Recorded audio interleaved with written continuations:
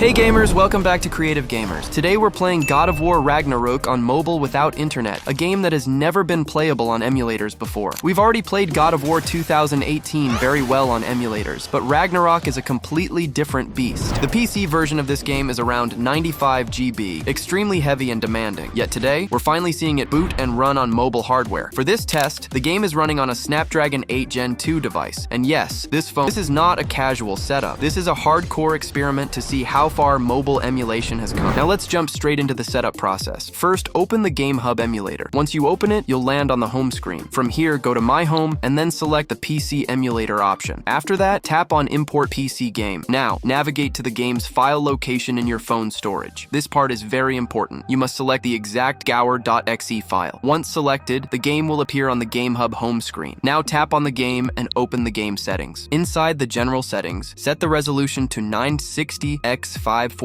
This is extremely important because higher resolutions will completely kill performance on mobile. After that, go to compatibility settings. Here, keep the compatibility layer set to default. In translation presets, select extreme. Next, move to GPU driver. If your device is powered by Snapdragon, choose the latest turnip GPU driver. Keep in mind, MediaTek, Exynos, and Snapdragon 8 Elite are currently not supported here. Now move to DXVK version and keep it at default 2.3.1 async. After that, open VKD 3D settings and select Proton 3.0, which is currently the best option for this test. Finally, go to CPU translator and select the latest FX version. That's it, the emulator setup is complete. Now let's launch the game. When you start God of War Ragnarok, be patient because it takes a few minutes to load. Eventually, we land on the home screen, but as you can see, the FPS is extremely low at around 4 to 5 FPS. The menu feels very slow. I already have save game data added with full missions completed, so we can jump straight into the Thor fight for real gameplay testing. Before jumping into combat, let me show you the in-game graphics settings because this part is crucial. Open the menu, go to Settings, then Graphics. Set everything to low, resolution, textures, and effects. Then set quality mode to ultra performance. This setting is extremely important for mobile because performance matters more than visuals here. Now let's jump back into the gameplay test. As you can see on screen, the game is averaging around 20 FPS, and in some lighter scenes it can briefly touch 25 FPS. The good thing here is that there are no major graphical glitches. Textures load properly, lighting looks correct, and the overall image quality is surprisingly clean for something running through a mobile emulator. But performance is where the struggle begins. FPS drops happen frequently, and while the game is technically playable, it is far from smooth. Because of this, it becomes difficult to enjoy the experience for longer sessions. One interesting thing I noticed is the behavior during cutscenes. Since Ragnarok has a lot of cinematic moments, it's worth mentioning that cutscenes actually run better than gameplay. FPS feels more stable here, and the visuals look smoother overall. However, the moment you return to real-time gameplay, especially during intense combat scenes like the Thor fight, performance starts fluctuating again. FPS moves between 20 and 25, and you'll notice small stutters and brief freezes. These are not game-breaking, but when they happen repeatedly, they break immersion and make combat timing harder. When comparing emulators, Winlator and Gamehub deliver very similar FPS results overall. Winlator feels slightly more stable with fewer sudden drops, while Gamehub tends to fluctuate more in intense scenes. Even with that difference, neither emulator is currently capable of providing smooth, console-like gameplay. This test mainly shows what's now possible and how much potential there is once emulator optimization and GPU driver support improve. Even with all these limitations, this achievement is huge for mobile gaming. Running God of War Ragnarok offline on an Android phone is something we couldn't even imagine before. Once we get better GPU driver support, especially for future processors like Snapdragon 8 Elite or next-gen chips, we could easily see 40 FPS or higher in the future. The foundation is already here. We just need time and optimization. So for now, this is a proof of concept, not a recommendation for casual players. But for emulator fans and tech enthusiasts, this is an exciting glimpse into the future of mobile gaming. If you enjoyed this deep dive and want more emulator tests like this, make sure to like, comment, and subscribe. Thanks for watching, and as always, stay creative, gamers.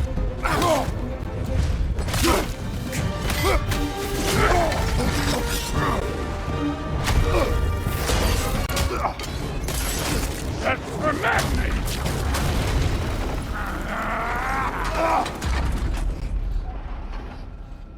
Sorry about your statue, Tyr, you preachy old snake.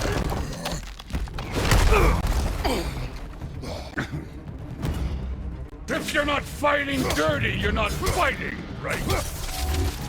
Your son struck first! Good!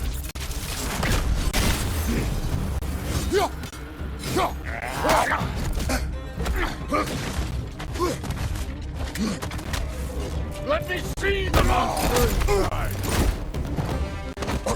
You warmed up yet?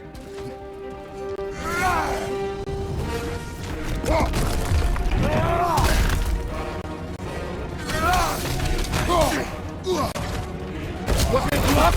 Did my son die to blind fucking luck?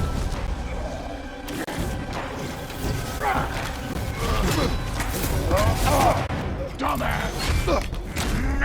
You think you can come here, become a daddy, get a clean slate? That ain't how it works. You're a destroyer, like me.